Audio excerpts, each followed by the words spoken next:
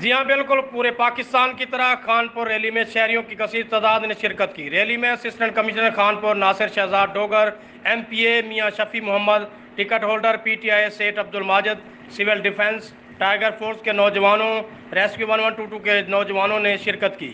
Rally درخواسی چوک سے لے کر کیپٹن شہید فیاض چوک تک نکالی گئی۔ سب شرکا کا اس موقع پر کہنا تھا کہ ہم کشمیری بھائیوں کے ساتھ شانہ بشانہ کھڑے ہیں، کشمیری بھائیوں کو سلام پیش کرتے ہیں اور کشمیر کی آزادی تک یہ جدوجہد جاری رہے گی۔ اور ان کا کہنا تھا کہ کشمیری بھائیوں پر ظلم نامنظور نامنظور۔ شہریوں نے پاکستان زندہ باد، پاک فوج پائندہ آباد کے نعرے لگائے۔ کیمرہ ٹیم کے ہمراہ حبیب دورانی، ENN نیوز، خانپور۔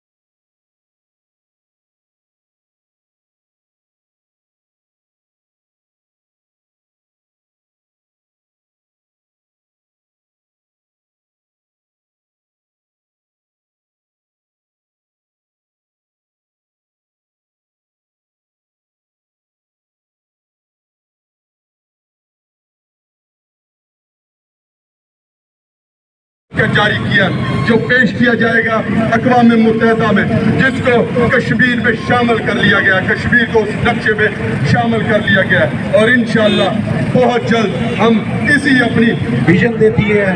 پھر اس کے بعد ادیب، اس کے بعد اسٹوڈنٹس، کسان، مزدور سب اس میں اس تحریک میں شامل ہوتے ہیں۔ جب وہ تحریک زور پکڑتی ہے تو اس پر جو حکمران ہوتے ہیں، جو اقتدار میں ہوتے ہیں، وہ اس پہ عمل کرتے ہیں۔